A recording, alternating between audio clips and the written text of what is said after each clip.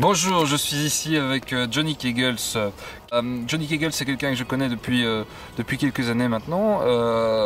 On s'est rencontrés du temps où il gérait une grande entreprise de communication, de public relations, qu'il a vendue ensuite en 2002 à un grand groupe européen. Donc il est rentré, il est devenu un des cadres importants. Puis finalement, il trouvait que la vie d'entrepreneur était meilleure et il est reparti comme entrepreneur pour créer cette société qui fait du coaching d'entreprises, de jeunes entreprises, et puis qui apporte aussi du financement. Alors Johnny, bonjour. Après avoir vendu votre société, vous avez travaillé pour une grande multinationale de la communication. Vous aviez un poste important et vous avez préféré redevenir entrepreneur. Pourquoi ? There's quite a large difference between being an entrepreneur and being a manager. And when you're part of such a big group, of such a big company, then in the end it always turns down to management. And the problem with management is that there are lots of factors influencing these decisions, whereas as an entrepreneur you can focus squarely on the client, on the market, on growing your business, which is less the case when you're managing within a bigger organization. Okay, but you told me that you felt less free in that big company that you felt when you were in this company you had founded. What were the hurdles? What made you less comfortable in that surrounding? Well, there's on one hand the fact that you have much more to do with reporting and stuff, which is less the case when you run your own business, when you run as an entrepreneur. But there's also the fact that in a large organization you're always being confronted with company politics, which is something I absolutely hate, and which my feeling is most entrepreneurs hate, and which is also at the base of my decision to move back to running as a business as an entrepreneur. What is this politics within a company? Do you have an example?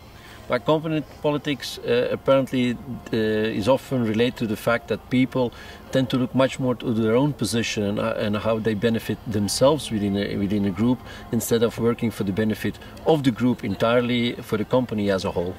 Okay, you told me when we discussed that you see a shift today in the society, in the way people are managing their own career, or they see themselves within the work and the relationship they have with their work or the company they are working for. Could you explain? Well, I've seen a clear shift over the years where people in the beginning, if you look back 10, 20 years, when people are focused really on building their own career, then that has shifted gradually towards people looking much more towards looking at the work-private balance much more, and also deciding to work much more as a private professional instead of working as an employee, as a member of staff for a company. Okay, you mentioned that when you had your own company, most of the people who were working with you were on the payroll of the company, and then one sort of them today are independent. Yes, we've seen a clear shift that in the past it was logic for someone to become part of a company. Either you built your own company or you were employed by another company.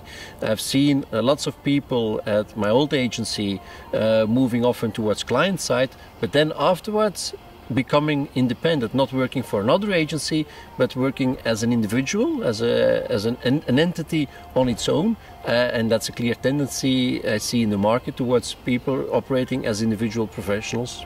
Okay, now you are a business angel and a coach. Could you explain a little bit what you are doing? But the idea is, as the name of my company says in English, smart money for entrepreneurs, is helping entrepreneurs to grow in a better way and in a quicker way. Quicker because they receive funding, which allows them to do things more thoroughly and more quicker from the outset, but also smarter because I have done a lot of mistakes in my past as an entrepreneur, and I can help new entrepreneurs with avoiding these same mistakes, which will allow them a better growth of their company.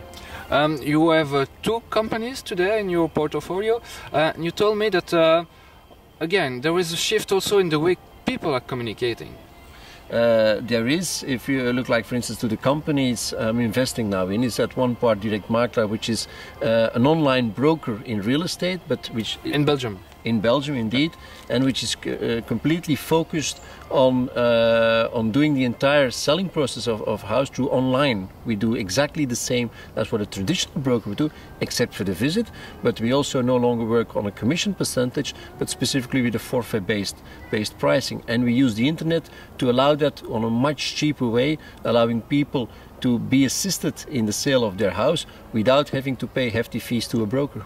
Okay, then you mean that the internet is changing totally the way the brokerage is done in the real estate business today? Absolutely, because that is linked to the fact that people themselves are much more becoming more powerful, much more independent. People tend to take their own decision using the internet for that, and they want to be assisted in a professional way, not by somebody who says how it has to be done. No, they want to be helped and be kept in their own right as well. You told that the founder of this company was someone who used to work for the business for 28 years. He has been a broker himself during 28 years. That's correct. He was a broker, a traditional broker himself, and he has seen over the years the landscape evolving. He has seen in the neighboring countries that there were new business models originating, and he decided to launch such a business model specifically in the Belgian market, and he was the first to do so, the only one to do so, and it proves to be a success. The other company is also a true representative of this sociology shift we are seeing today. Could you explain? Yes, the other company is Trent Wolfs, which was a company launched by Maarten Leijts, who is the entrepreneur, who is also a majority shareholder. And his idea is to focus completely on youth research. What is youth doing? How are they working? With the idea to helping companies and organizations reaching and understanding youth, either because they want to reach them as a consumer or they want to reach them as a potential employee towards the future. And we use the people themselves to do the research, and we use a lot of social media to get in touch with them. How important are these culture change between generations today, would you say? There is a clear importance, I think, because you see a complete difference with how you these days and the next generations of consumers, the next generation of professionals, in how they communicate or how they work together. They work much more network linked, using social media, not something as an interesting tool to communicate, but effectively as an essential tool for them to stay in touch and to today have fun, but also to work towards the future. Last question: how do you see the change in the business angel or venture capitalist sector today? Will it change? I think as the sector itself is logic, it has to adapt. It has to adapt to this new phase. It has to adapt to the fact that it's no longer the idea to build big companies, but to build companies which take into account the globalization as a whole, and at the same time the networking idea. And companies who manage to do that, I think they are there, and that's also the reason why my company, why I as an investor, want to help entrepreneurs grasping that opportunity and helping them build a company within this new society. Thank you very much, Johnny, and good luck for the following. You're welcome. Thank you.